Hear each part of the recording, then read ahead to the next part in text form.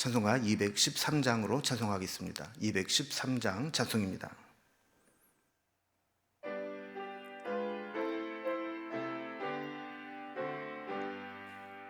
나의 생명 드리니 주여 받아주셔서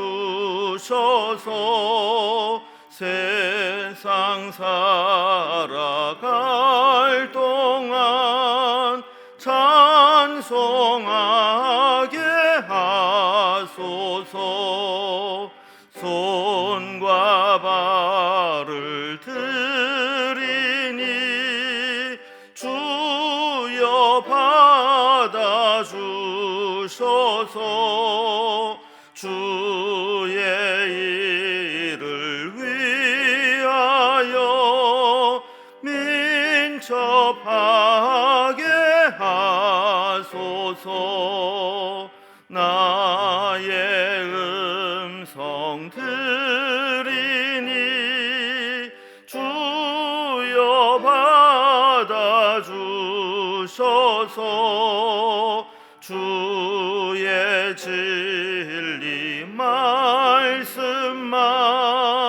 전파하게 하소서.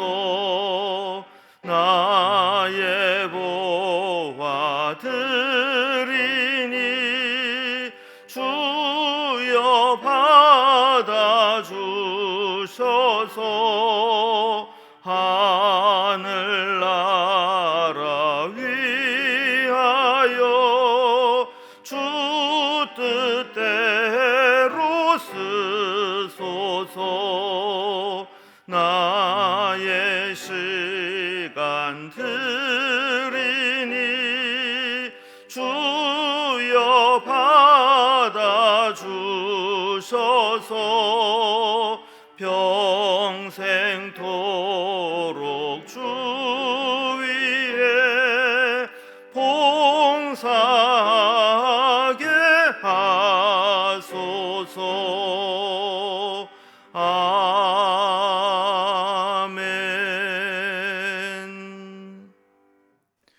오늘 함께 나눌 하나님 말씀은 디모데전서 3장 1절에서 7절까지 말씀입니다. 디모데전서 3장 1절에서 7절까지 말씀을 제가 봉독하겠습니다. 미쁘다 이 말이요 곧 사람이 감독의 직분을 얻으려 함은 선한 일을 사모하는 것이라 함이로다. 그러므로 감독은 책망할 것이 없으며 한 아내의 남편이 되며 절제하며 신중하며 단정하며 나그네를 대접하며 가르치기를 잘하며 술을 즐기지 아니하며 구타하지 아니하며 오직 관용하며 다투지 아니하며 돈을 사랑하지 아니하며 자기 집을 잘 다스려 자녀들로 모든 공손함으로 복종하게 하는 자라야 할지며 사람이 자기 집을 다스릴 줄 알지 못하면 어찌 하나님의 교회를 돌보리요. 새로 입교한 자도 말지니 교만하여져서 마귀를 정죄하는 그 정죄에 빠질까 하며 또한 외인에게서도 선한 증거를 얻을 자라야 할지니 비방과 마귀의 올무에 빠질까 염려하노라. 아멘. 이제 디모데전서 3장으로 넘어오면 이제 목회자 디모데에게 바울이 이 교회를 섬기는 데 필요한 여러 가지 구체적인 조언들을 건네게 됩니다. 특히 3장에서는 교회의 일꾼을 세우고 또 그들과 동역하는 것들의 필요성을 이야기하면서 여러 직분을 세우는 데 기준과 자격에 대해서 말씀하고 있습니다. 오늘 본문이 되는 1절에서 7절까지는 감독의 자격과 기준에 대해서 말씀하고 있고, 내일 살펴보게 될 8절에서 13절까지는 집사의 자격과 기준에 대해서 말씀하고 있습니다. 직분자가 되고 중직자가 된다라고 하는 것은 참 두려운 일입니다. 다른 평신도들보다 훨씬 더 높은 자격과 기준이 요구되는 것이죠. 그래서 직분이라고 하는 것은 세상의 권세와는 너무나 다릅니다. 교회에서만 아니라 일상에서, 특히 가정에서도 본이 되는 삶을 살아야 합니다. 오늘 교회 감독이 될 자의 성품, 또 가정생활, 검증 작업, 이런 것들이 필요하다라는 것을 말씀하고 있습니다. 이제 오늘 본문 말씀을 단락별로 구분을 해보면, 먼저 1절에서 3절까지는 감독이 되는 자의 성품과 태도는 어떠해야 되는가, 그리고 4절에서 5절까지는 감독의 가정생활은 어떠해야 되는가, 그리고 6절에서 7절까지는 감독의 자격은 검증받은 줄 알아야 된다, 이런 말씀을 하고 있습니다. 그럼 먼저 첫 번째 단락입니다. 감독의 성품과 태도에 대해서 말씀하는 것들을 봅니다. 오늘날도 그렇지만 초대교회부터 교회에는 필요한 일꾼들을 세워서 동역해 왔습니다. 특히 교회 지도자의 직분은 너무나 귀한 것이기 때문에 그것을 세움에 있어서 신중해야 합니다. 1절에 보면 미쁘다 이 말이요, 이렇게 시작을 하면서 이 감독의 직분을 얻는다라고 하는 것은 정말 선한 일을 사모하는 것이다, 이렇게 이야기를 합니다. 그러니까 교회의 어떤 지도자가 되고 중직자가 된다라고 하는 것은 세상에서처럼 어떤 권력을 누리고 권세를 부리고 돈을 얻고 출세하는 이런 것과는 다르다는 겁니다. 선한 일을 사모하기에 감독의 직분을 얻고자 함이라 하는 것이죠. 그래서 주의 일을 하겠다는 사람, 직분을 얻으려고 하는 사람은 오직 하나님의 뜻을 위한 선한 일을 사모하는 동기로 해야 되는 것이지, 세상의 권력자들과 같은 모습을 가져서는 안 되는 겁니다. 만약에 이 직분을 받으려고 하는, 그 직분을 사용함에 있어서 그 동기가 변질되게 되면 그때부터 신앙은 변질되고 타락하기 시작하는 겁니다. 이제 감독의 자격으로 성품과 태도와 일반적인 조건들을 이야기하는데, 한번 구절별로 살펴보겠습니다. 2절에 보면 감독은 책망할 것이 없으며 한 아내의 남편이 되며 절제하며 신중하며 단정하며 나그네를 대접하며 가르치기를 잘해야 된다라고 이야기를 합니다. 자, 이게 책망할 것이 없다 그랬습니다. 그러니까 허물이 많고 책망할 것이 있으면 권위가 서지 않습니다. 문제가 생길 때마다 혼란을 겪어야 합니다. 뿐만 아니라 결혼 생활에도 흠이 없어야 합니다. 그리고 절제력이 강해야 됩니다. 그것이 욕망이든 감정이든 무엇이든 절제하지 못하면 반드시 절제하지 못함으로 문제가 터지게 되어 있습니다. 뿐만 아니라 이웃에 대해서도 관대한 마음을 가지고 있어야 됩니다. 나그네를 대접한다 그랬는데, 이 나그네는 사회적 약자입니다. 이런 이웃에 대해서 관대함으로 대접할 수 있는 넉넉함이 있어야 되는 거죠. 공감 능력이 있어야 하고 대접해야 될 때 대접할 수 있는 그런 사람이 되어야 한다는 겁니다. 뿐만 아니라 지도자는 가르치는 일을 잘해야 된다라고 이야기를 합니다. 3절에도 계속 이어집니다. 이 감독의 자격은 술을 즐기지 아니하고 구타하지 아니하며 오직 관용하며 다투지 아니하며 돈을 사랑하지 아니하며 그랬습니다. 술을 즐긴다. 술을 즐기는 자는 반드시 실수가 생기게 되어 있습니다. 술을 즐기는 자는 기도해야 될 때 기도하지 않고 술로 풀어보려고 합니다. 지금도 이 사회에 거의 모든 범죄와 사건들은 술과 연관이 되어 있습니다. 또한 포악하면 안 됩니다. 온유한 성품을 가지고 있습니다. 그래서 구타하지 말아야 된다라고 이야기를 하죠. 난폭해지게 되면 또 다투는 것들을 즐기게 되면 안 되는 겁니다. 또한 돈에 대한 욕심이 없어야 합니다. 돈을 사랑해서는 안 된다는 것이죠. 돈, 섹스, 권력이라는 책이 있는 것처럼 남자나 지도자가 되는 사람들이 늘 조심해야 될 것들이 바로 이러한 욕망을 부추기는 것들입니다. 여기에 넘어가지 않아야 지도자의 자격이 있다라는 겁니다. 그래서 감독들은 이러한 성품들을 가지고 있어야 된다라고 권면한 후에, 그다음에 두 번째 단락을 보면 감독들의 가정생활에 대해서도 이야기를 합니다. 우리가 수신제가 치국평천하라는 말을 하는데, 만구불변의 진리입니다. 교회 지도자들 역시 가정을 잘 다스려야 합니다. 4절에 보면 이 감독은 자기 집을 잘 다스려 자녀들로 모든 공손함으로 복종하게 하는 자라야 한다 그랬습니다. 자기 자녀에게 존경받지 못하는 사람은 교회에서도 존경받을 수가 없습니다. 자기 자녀에게 하는 것을 보면 교회에서 성도들에게 하는 것을 알 수 있다는 것이죠. 만약에 집에서 자녀들에게 위계를 앞세워 힘으로 강제하는 비인격적인 방식으로 대하게 되면 자녀들은 공손함으로 복종하지 않습니다.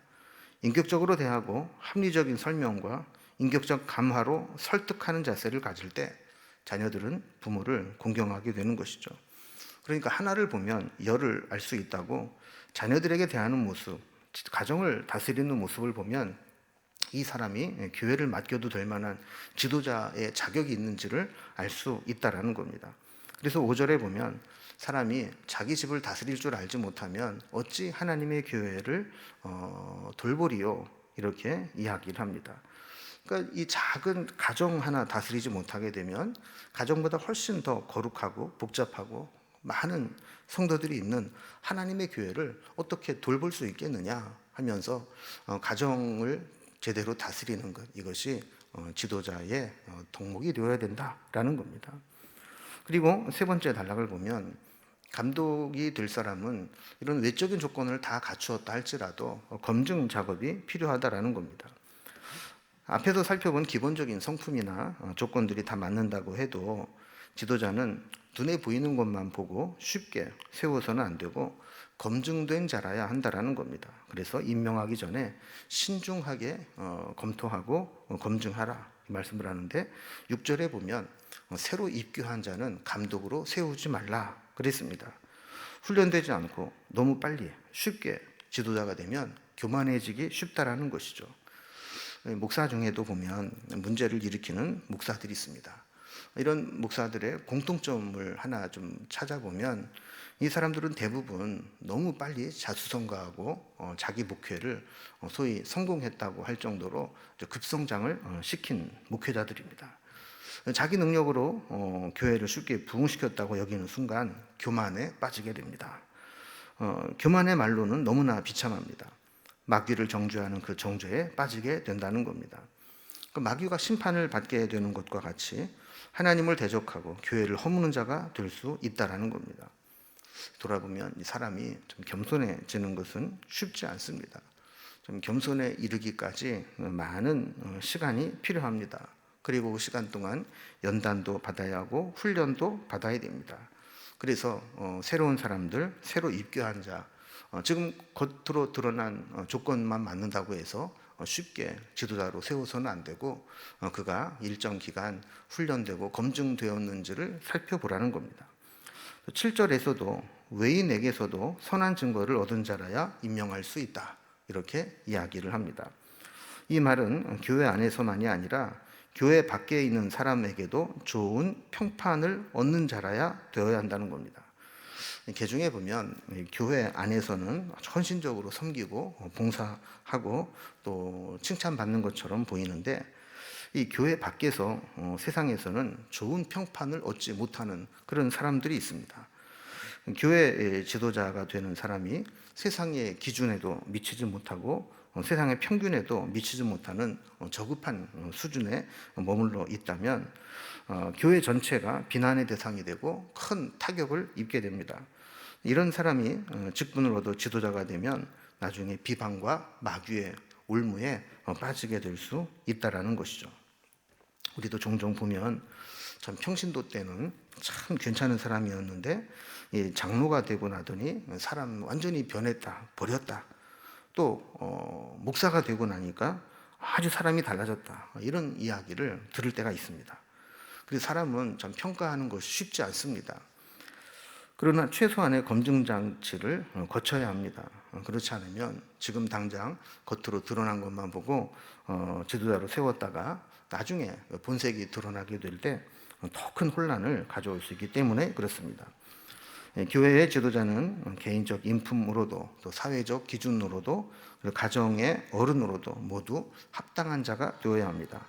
우리 교회도 우리 교역자들, 중직자들 또 항존직자들이 하나님이 세우신 기준에 합당한 자로 늘 서서 변질되지 않고 끝까지 주님의 뜻을 이루어 살아갈 수 있도록 함께 기도해 주시고 그렇게 살아갈 수 있도록 함께 힘을 모아 주시기를 바랍니다. 기도하겠습니다.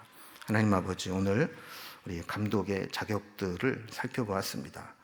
우리도 교회에 세우신 교역자들과 또 중직자들, 항존직자들이 있습니다. 그들이 하나님이 원하시는 기준에 합당한 모습에 늘 머물러 있게 하여 주시고 행여라도 교만해지거나 그 기준에서 어긋나거나 또한 올무에 걸리는 일이 생기지 않도록 인도하여 주시고 늘 충성하며 주님을 기쁘시게 하는 중직자로 세워질 수 있도록 인도해 주시옵소서. 오늘도 우리가 하루를 살아가는 날 동안 필요한 은혜를 베풀어 주시고 성령으로 동행해 주시며 기도에 응답하여 주시옵소서. 예수님의 이름으로 기도드리옵나이다. 아멘. 각자 기도 제목들로 자유롭게 기도하시겠습니다.